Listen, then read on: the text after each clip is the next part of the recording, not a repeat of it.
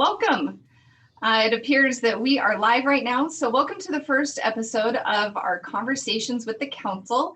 We are so excited for this opportunity to chat with a couple of our Lacey Council members and staff.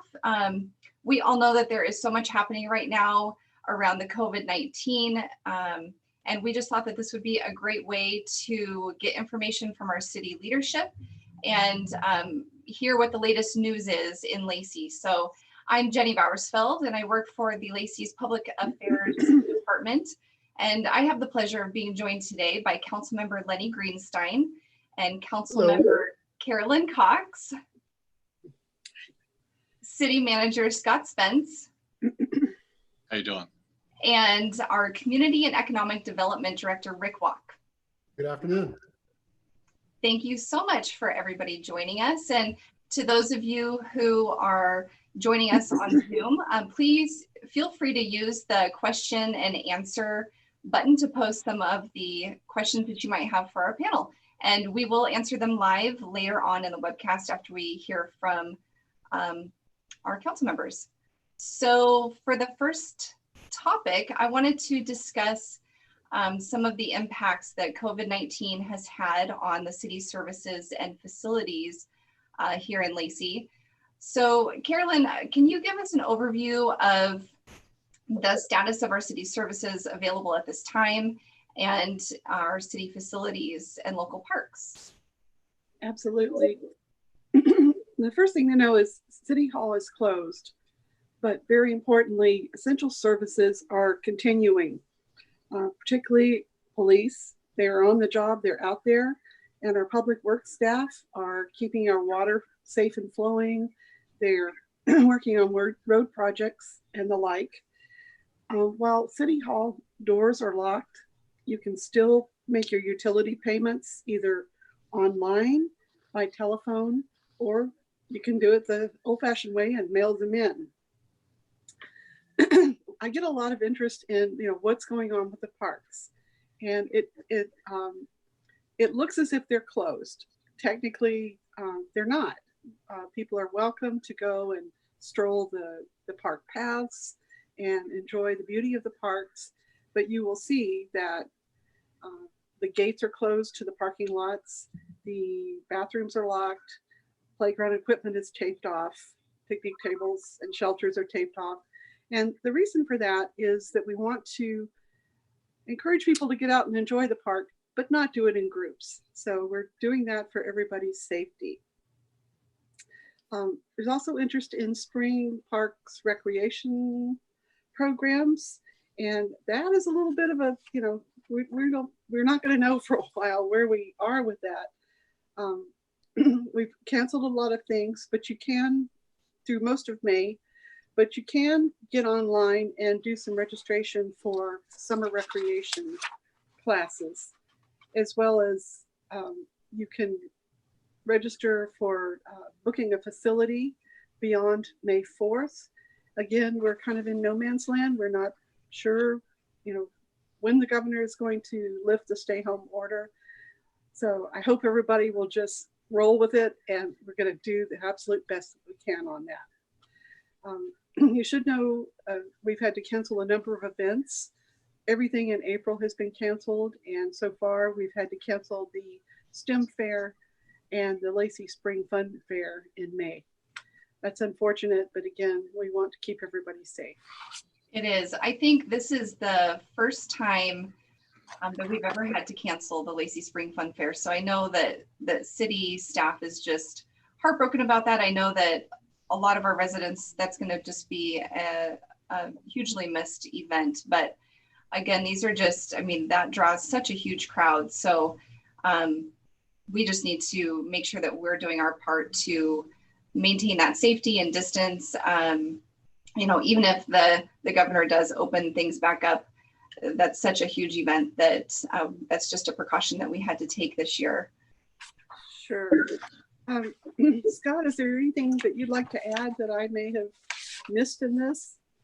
No, and I think with COVID-19, that really has been the biggest impact. And when you restrict the gatherings to really 10 people or less, and the governor obviously in March decided to restrict the 250 or people or more gatherings.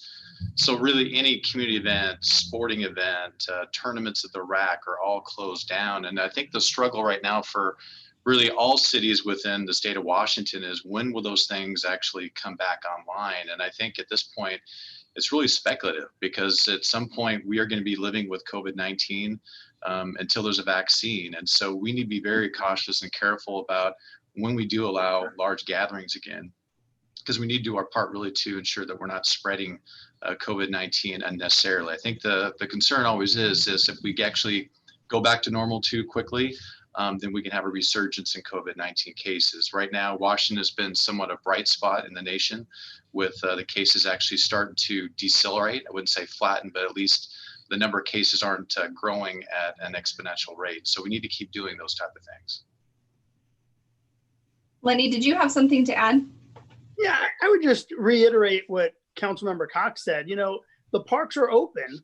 Just use them wisely. You know, go take a walk, a run, a bike ride. Just don't gather. You know, it's still good to be outside. There's no danger in being outside as long as you're not gathering with a bunch of people. And if there are people around, you know, wear a mask, wear the gloves, and stay out of crowds. Right. I will add the slogan, and I'll take the embarrassment for this one, but go before you go, because the bathrooms are locked. So Yeah. That's really good advice, and hopefully everyone abides by that. Right. Thanks for pointing that one out, Scott. That's right. That's an important piece of information. Absolutely. I do also just want to touch briefly, Carolyn, you mentioned it, but the Parks and Recreation programs for this summer, they are still accepting registration for that. So you can give our Parks Department a call or go online and you can still register your kids for the summer camps and things like that. We still are accepting registration. You will not find the registration guide for summer printed off this year. So because things are ever changing, it's only going to be available online, and that just gives our staff an easy way to go in and update the information as it's updated to us. So the Parks and Recreation guide that everybody loves, it's filled with so much information. It will not be printed this year, but again, you can find all that information online. And again, I guess I'd like to add that it's really important that everybody remember, yes, we're registering for summer now. Can we absolutely promise that it's going to go forward? No. Right. So I just want to manage expectations here. Yeah. Yep. Well, good. If anybody else has anything to add kind of about our city services right now, please feel free to chime in. You know, I think I would just add in terms of how the city has responded to COVID-19, and really kind of started when the school closures began. We really had to transform how we actually deliver service to the public. And we have the majority of our staff working off-site. Again, I'd say everything that our city employees do is critical in support of the city of Lacey and the community. But that was a huge transition. We have almost 300 employees within the city of Lacey. Now, not every job can be done off-site, but we went through that process of transforming people, getting at home, making sure they had the technology that they could communicate with their supervisors and actually still support their departments and also serve the public as they call in. So that has really been, as soon as the governor put in the sort of non-essential, essential work order in place, that took about a good week plus to try to get that transition and to work smoothly. So again, that's been kind of the new norm here for the last really 3+ weeks in trying to accommodate that new reality. Right. And it's been a big adjustment, and there are some services that are on hold right now, but thankfully we are able still to provide those essential services to our citizens. And there is so much that the city just acted quickly on, and that kind of leads me into the next topic that I wanted to discuss, the different initiatives that the city has put in place to support our business community and our citizens. Like I mentioned, the city council and our administration has worked very quickly to implement some really important initiatives. So I thought maybe, Lenny, if you wanted to share some ways that the city has stepped in to help during this time, that would be great. Excellent, I'd love to. So there's quite a few things that the city's done, starting with a COVID-19 webpage on the city's webpage. There's actually a full page just for COVID-19 information. And that information is updated daily, so you'll get good, accurate, factual information that'll eliminate a lot of the rumor and all that kind of stuff that's out there. We've also suspended late fees on utilities, so we're not going to charge any late fees during this COVID-19 pandemic.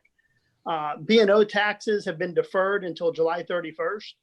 We've made some revisions to our sign regulation in order to allow for sandwich boards and other non-standard signs so that businesses are able to better direct people to, the fact that they're doing takeout only, for instance, at a restaurant, or where to line up in order to keep that 6 feet of separation and that kind of stuff. The city's website also has a full listing of all the restaurants in the city that are open and when they're open. So it has their hours, tells you whether they're delivering or just pickup, but it's all there on the website. Also gave a $50,000 emergency funding to the United Way in order to help impacted people. The community is being impacted in a lot of ways. So hopefully they'll be able to use that $50,000 to help a lot of people get food and so on. A lot of people losing their jobs and are in tough situations. And then lastly, we've also set up a small business grant program to help our Lacey businesses weather the storm. We've had a couple of hundred applicants already, and quite a few people have already received the grant funds. It's a maximum of $10,000. It's for businesses located in the city of Lacey, and it's really there to help businesses get through this period until the federal stimulus money is available, and hopefully to help them keep their employees. Rick, do you have anything you want to add on that maybe? Yeah, sure. Thank you, Councilor Greenstein. Yes, we're in the second week of administering the grant program. As Councilor Greenstein has said, we set up this grant program through council action on the 26th of March. Set us for small businesses located in the city of Lacey to be able to apply for and receive potentially up to $10,000 in funds to help them through this tough time. The small businesses really are the backbone of our local economy, and the way the COVID-19 pandemic rolled out with the stay-in-place orders, there wasn't much time for businesses to prepare for the immediate shutdown of business activities. And so this grant program is in place to help them meet rent payments, payroll, loan payments, those type of normal business operation expenses until such time as state or federal aid can be administered and reach them down on the streets. The grant program, as Councilor Greenstein has said, has received a lot of applications. As of yesterday, we've received 197 applications. 43 grants have been issued with the average grant award of about $8,502. We still have 72 applications that are pending review and 49 applications that are in process but need additional information to be provided by the applicants. This program has been, as can be imagined, has been very well received, and because it really did become a point where business owners were very concerned. They were not in control of being able to open their business and take care of their employees. And so one of the pieces that we looked at in setting up this program was, well, there's support for sometimes with unemployment services, but we got to have those businesses in place for employees return to. And this is an effort to try to ensure that that does happen. Lenny, did you have a comment or question? Yeah, I just wanted to add a couple of more things to that. One is I just wanted to say how incredibly proud I am of Lacey staff. There's not a lot of municipalities, especially municipalities our size, that have been able to do something this significant for businesses. So thank you to Rick and his staff and the staff at the EDC for helping administer the program. They're doing a phenomenal job. And, the idea that they actually had some of the first money in people's hands in less than 2 weeks after the city council approved it is an incredible testament to their abilities, because you just never hear of government. I mean, it would be tough in the private sector to get money out that fast, but in government to do it that fast is somewhat miraculous in my opinion. So wanted to give that kudos to them. And, also just wanted to say, I've heard from quite a few businesses, and, $10,000 may not sound like a huge sum for a business, but these are small local businesses, and $10,000 is making a huge difference for them. I mean, it's been phenomenal. Yeah, we've heard just some really wonderful feedback as well. And Rick, I was going to just ask if you could provide a little information if there are any small businesses out there who have not yet heard of this or they're hearing about it for the first time. Who do they go through to apply for this? Oh, thank you, Jenny. Well, first off, applications are still being accepted. The council set aside $1 million for this fund. We're in the midst of the rolling out the first round of $500,000 worth of grants. If a business out there hasn't applied yet and would like to apply, they can go to the Thurston Economic Development Council website, and there will be a link to the application materials. Also on our COVID-19 section of the City of Lacey website, there is a link to the program as well. And also they can always contact the city and get a hold of myself or my staff, and we'll be able to direct them there. One of the things I do want to mention I forgot earlier was these type of programs can't happen without good partnerships, and we were able to build off or utilize the great partnership we have with the Thurston Economic Development Council, because they are administering that grant program for us. So they're the ones that have the work through the materials and the business plans and those type of elements of the materials to be able to make decisions and issue those grants. And we have received quite a bit of great feedback from those business owners of not only the process, but also the ability to have this aid, because most of that aid is, as we expected, trying to hold them over until they get that federal aid in the next several weeks. Scott, did you have something to add? You know, I just want to say how critically important it is to help the community. As a city government, we do rely on a robust and sustainable business community.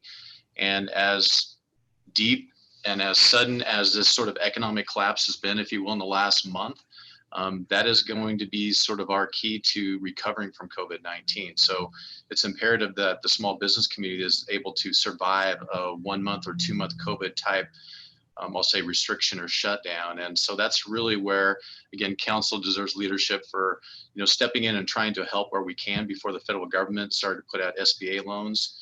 And it really kind of speaks to the fact that, a city is more than just providing governmental services. We're caring about the entire community. It's just the well-being of the residents, but also the well-being of the businesses that make up our community. So I'll echo what, Councilman Greenstein said, and also Rick. We were doing a lot of things to make sure people knew that there were restaurants open, even though you had the governor's order that things were shut down. So people just didn't know. And so they put a pretty big effort to find out who was doing takeout, who was doing pickup. That resource is obviously on the website now. And again, trying to work with our local economic development organizations just to ensure that those businesses are going to be able to weather this, in a sense, self-imposed economic downturn. Right. Well, and I think it's been encouraging. I've seen through social media too, just how our citizens have been backing our businesses. I mean, the restaurants, things like that are open for takeout delivery. I know that our citizens, they are doing what they can to support our community as well, which is really encouraging. I mean, everybody is being affected by this in one way or another. Whether we own a small business or we're just parents with kids in school or being displaced from our jobs. I mean, any of that. So we're really needing a haircut bad. Or needing a haircut, right.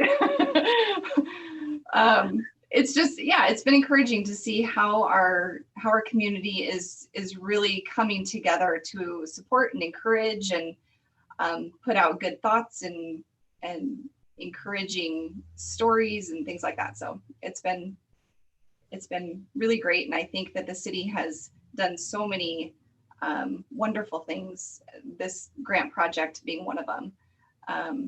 Rick, I had one additional question just to clarify. I forgot my question now. I thought of it earlier when you were talking. Is there a cutoff date for this, or is it just until the funds have been used for the grants?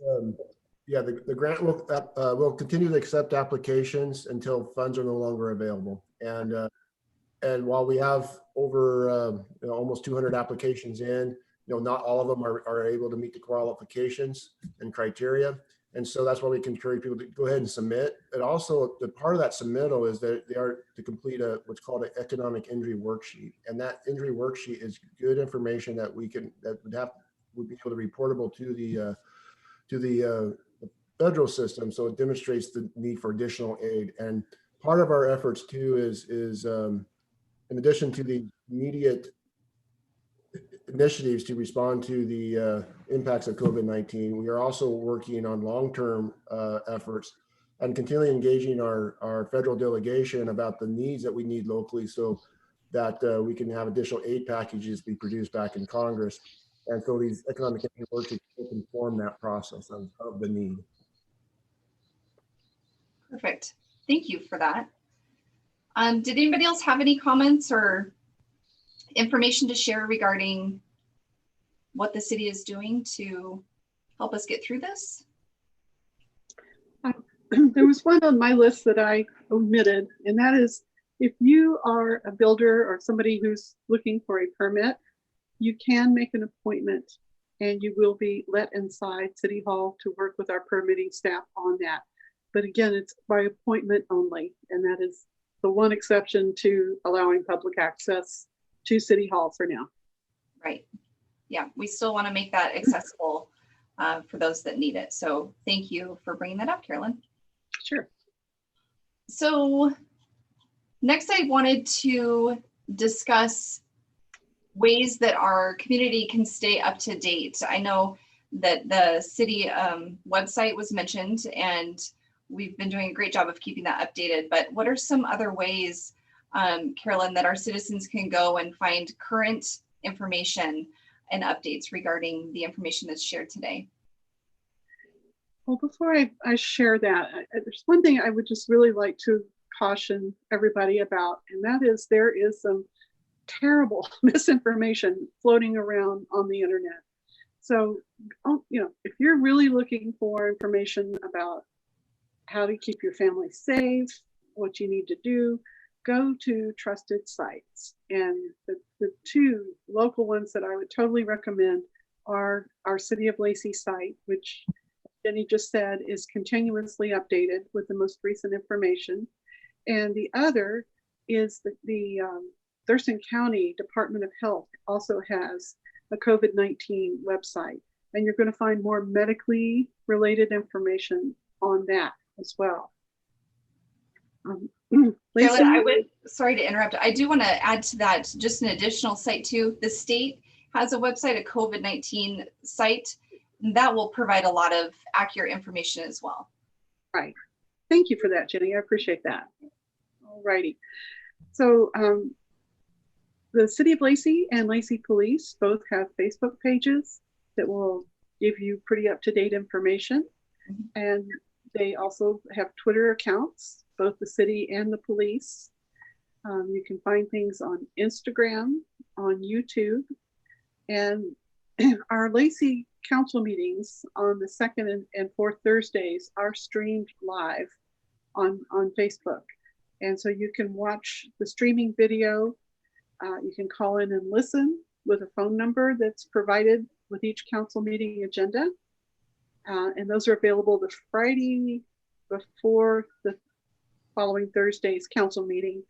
And remember, our council meetings now are at 4 o'clock in the afternoon for as long as we are under this situation where we're having to work remotely. Right.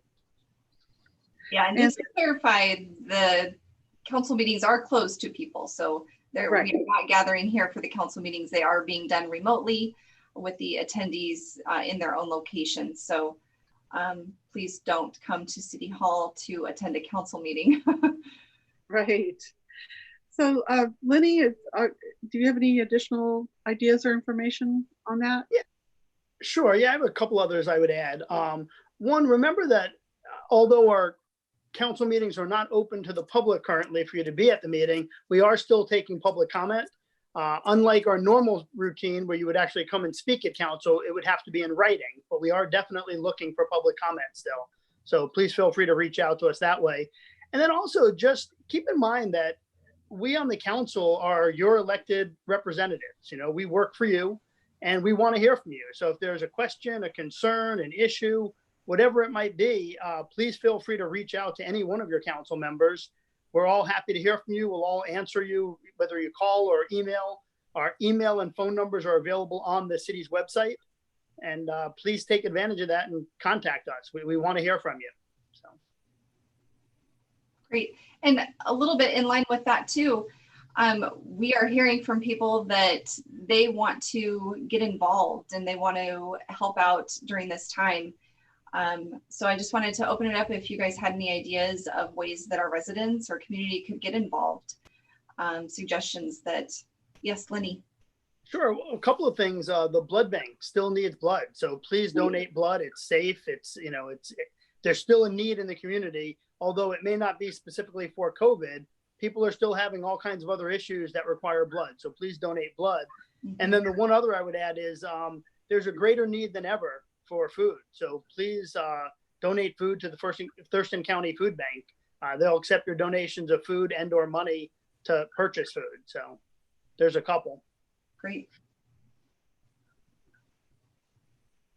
Great. Well, was there any other comments about the things that we've discussed today?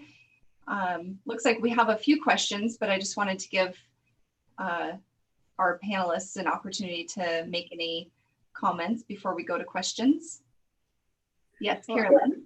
I'd like to add, the food bank has put out an urgent call for help. And what I'm hearing is that they can really use cash more than food donations at this point. And given that our supply chain is a little iffy right now, it probably is best, you know, hang on to your food and then donate money to the food bank.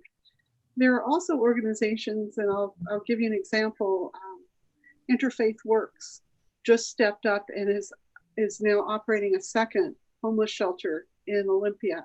And they've had to do that with available resources, just quickly stand that up. And it's a result of needing more shelter space, but also with the social distancing, they can hold fewer people now in the shelter space because the county health department wants beds 6 feet apart.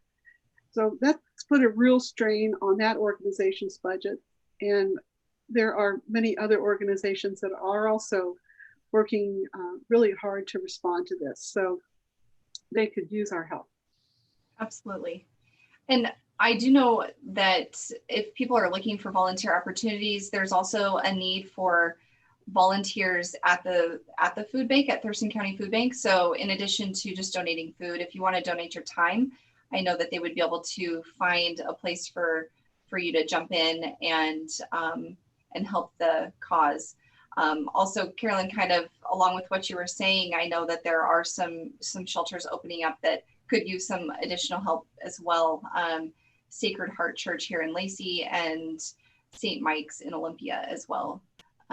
So just some opportunities for people. If you want, you can always reach out to the city here and we can provide some more information on how to contact the correct people there to help out. Scott, it looks like you have a comment. Yeah, just to add on the Thurston County Food Bank, city staff's been working closely with the Thurston County Food Bank to set up a temporary site to pick up food. Mm-hmm. So the next location is going to be at St. Martin's University and on April 23rd. So it's typically in the morning around 10 o'clock, but that's been an important resource. I know just a week ago, it served about 163 families. So we appreciate the Thurston County Food Bank thanking us. As many people know that we're trying to set up a permanent site in the Lacey community, but for now, since that's not up and running, this is a good alternative. Yeah, absolutely. Thank you for mentioning that. And also just a thank you to St. Martin's for that wonderful partnership and being open to allowing the food bank and the city to kind of come on their property and help that effort. So definitely a lot of teamwork and a lot of great partnerships coming out of this. Yeah, Scott. Keep raising my hand. Hey, one thing too, there's been some confusion about what businesses can operate and not operate during this time of stay home, stay healthy. And some of those questions have been directed at the city. I know some people have questioned, why is the street sweeper out on our road system? You know, why are people still mowing lawns in our parks? But if you look at the governor's order, government is an essential business to do those activities. A street sweeper, for example, is part of our stormwater system. And so when it does rain, I know we're in a weird period of dry weather right now, but that's critical in terms of our stormwater system and getting the debris off the road. And then with our parks, those are multi-million-dollar assets. So if we don't do at least minimal maintenance and let those go, then it's going to be more expensive to get those back to the standards we're used to for the public. So just want to make sure that we're not doing stuff unnecessarily. The employees are out there doing it safely. And so I just wanted to reassure the public that we are following the governor's guidelines. Good, thank you. That is important to, I know that a lot of our residents probably wonder about stuff like that. So good to mention it. Well, maybe we should take some questions now. And it looks like we have a few. So our first question, and I'll just read off the question, and whoever has an answer or would like to respond, feel free to just speak out. So the first question says, how often will this talk show be produced? So this is our first one. I think you should answer that one, Jenny. I was gonna say, I don't know if Scott wants to take that or myself, but I can say that from my understanding, this is something that we want to implement in place of our council work sessions that have been canceled indefinitely until things kind of get back to the previous normal. So this is just a way to get engaged with our council in a further manner and kind of have an informal conversation with different council members each week on different topics. So yeah, so it's going to be, what would that be, the first and third Thursday at 4 p.m. Scott's shaking his head yes. So anything to add to that, Scott? I would. It's odd for a public agency not being able to interact with the public, and this is probably the best we have for now. And so definitely we would like to continue this format, at least for the foreseeable future under COVID-19. And so again, we have regular council meetings on the second and fourth Thursday. And then the first and third Thursday, we'll have this format with conversation with council. Obviously, we take any suggestions for topics. We want to make sure that we're being responsive to the public. And I know a council member enjoys being able to engage in this type of format with the public. Great. Let's take a look at a next question. So what about sewing face masks is another question. That is a way that our community can get involved. I don't know if anybody has specific information to share.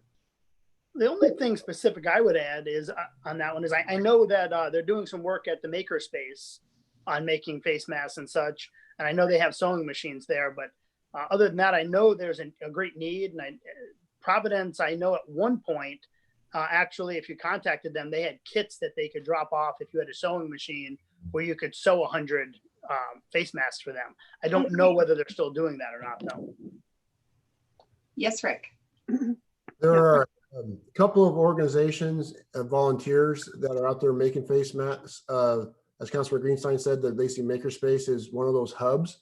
There's about over 80 volunteers that are getting materials, dropping them off. Others are picking them up, taking them home, sewing, making the mask, dropping them back off. And they're coordinating that delivery of the mask with the Thurston County Emergency Operations Center.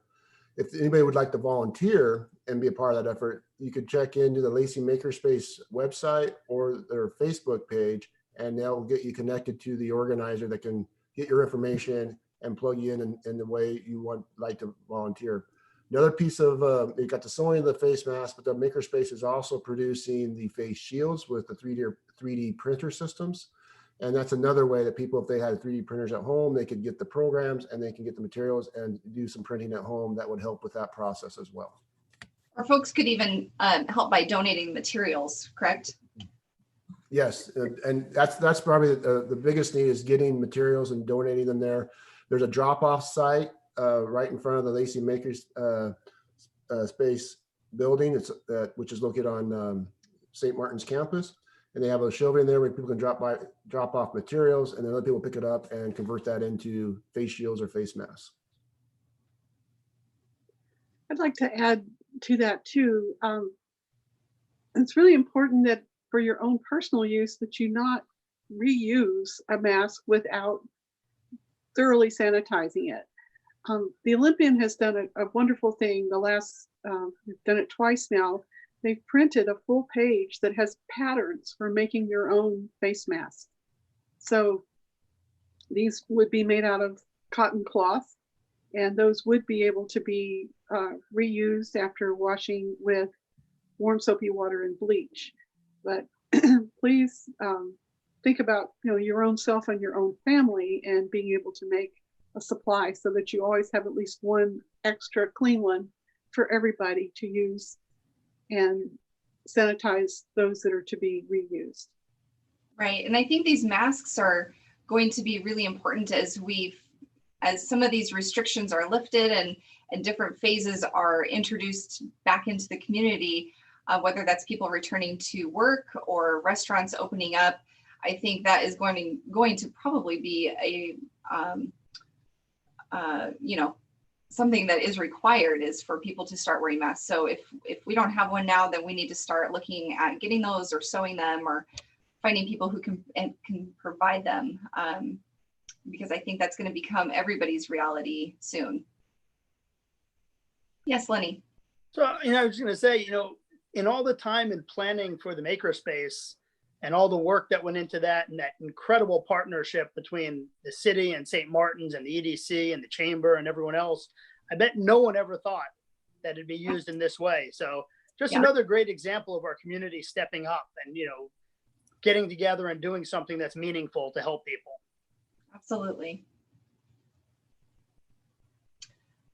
Let's see, we've got a couple more questions. So somebody mentioned that they were informed that our Parks and Recreation Department is posting videos on things to keep kids busy. And yes, they are. We have some very creative, very fun and hilarious members of our Parks and Recreation Department. So we have, I believe, links on the city website, and then it is being shared through social media. So you can find it on our Facebook page. But they are there. We have a couple staffs who have been busy recording videos on topics, all different topics. So there's one I think that we just published on a different kind of a fun spin on just playing catch, like with a ball and glove, a different way that you can kind of keep points, and just gives a little bit of creativity and adds a little extra something to it. And I think that we're going to be pushing out some other videos for crafts and exercise, maybe like a yoga video. So definitely, if you've got children at home or even for yourself, if you're looking to be entertained right now, please check those out. They are a great resource and they'll bring a smile to your face. Yeah, I would just add that I'll give a lot of credit to our Parks Department. So as we know, we're all been in isolation, so they've created something called isolation. Right. And so they've been very creative in trying to at least empathize that we're all home and we're with our kids because school's now closed, and trying to provide some activities that would at least positively engage our family in productive activities or games. And so I think the Parks Department deserves a lot of credit for trying to at least respond to that new condition that we're all dealing with right now in COVID-19. So isolation, there's a plug for that. Isolation, there you go. I encourage everybody to check it out. I've watched it with my kids and they had a good laugh, and so we will be trying some of them out. Looks like we have one more question. Says, can you tell us more about if building permits and inspections are being issued? So Rick, do you have some information on that you can share? Yes, I do. For active construction projects, of course, with the governor's order to stay home and stay healthy, projects that we're able to move forward. And those are basically public projects that are public facilities or housing projects that are low income housing with public funding. And then any other construction activity, the sites can button up their sites, if you will, prevent spoliation. So basically we're getting to a stopping point where they can secure the site, and so it can withstand any potential damage from weather or other types of stability issues. In terms of permitting process, it was mentioned earlier that we are still accepting applications. We are still, both for land use permits as well as building permits. Our community economic development staff is now working through the telecommuting. And so as we get applications in, they're usually coming in through emails or mail, or they could be dropped off by appointment. We will process those applications electronically and then get them to the point where they're ready to be issued. So as when things start changing and we start getting back to phasing into a normal or more normal operations, that those permits will be ready for people to pick up and pursue their projects. And I think this is important too, because as we come out of this recovery and start getting back to normal activity, there's going to be a rush. And so this is preventing that rush at the counter, if you will. That would really slow down projects, so we can have things queued up. So when the things are ready to move forward out into the construction stages, that people can pick up their permits and pursue their projects. Great. So that was our last question that was submitted through our Q&A portal. Does anybody have any last comments? Anything else you'd like to share before we sign off for this first? Yes, Councilmember Greenstein. You know, just remember, stay home, stay healthy, follow the rules. Together, we'll all get through this. And the more people follow the rules and stick it within the guidelines, the faster we'll get back to a normal, or whatever that new normal may look like. Yep. And I think we all are excited for that time to come. Absolutely. Yeah. I totally agree with Councilmember Greenstein.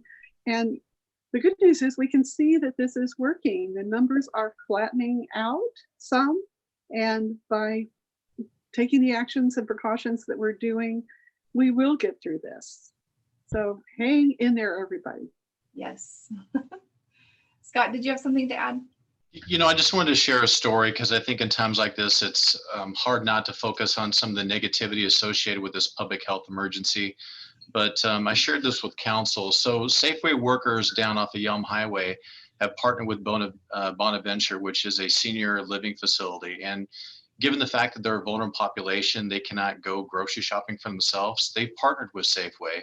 And when the store closes, they actually gather the grocery list that they need, and they actually deliver those groceries so they can do that in a safe manner. I just thought that was an example of how a community can pull together and actually do something, not just that's, a right thing to do, but pretty extraordinary given the times. Absolutely. Yeah, that has been one of the coolest things that I have seen come from this unfortunate situation, is just how our community is pulling together. Even just in a smaller way, people are trying to encourage and lift others up.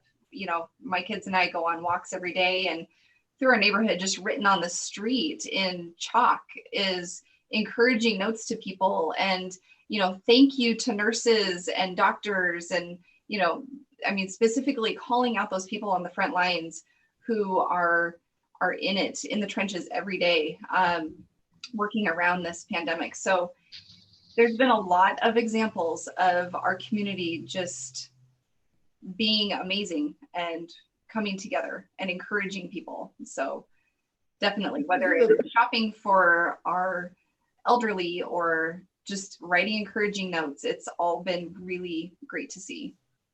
These are the things that make Lacey such an incredible community.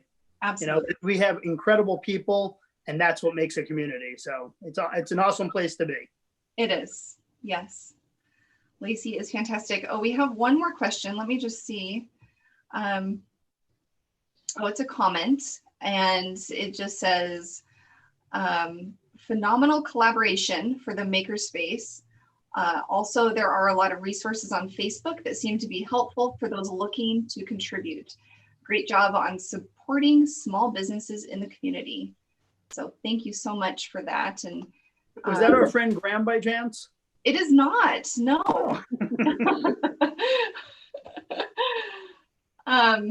But thank you. Thank you to everybody who is joining us live right now. And if anybody is missing part of this show or just wasn't able to tune in live, the entire episode will be posted on our City of Lacey YouTube channel and our Facebook account. So we will be pushing it out through those ways. And I want to thank all of our panelists today, Councilmember Greenstein and Councilmember Cox and Rick and Scott. Thank you guys for joining us and just providing some really great information for our listeners and residents. Thank you, Jenny. Great job of hosting.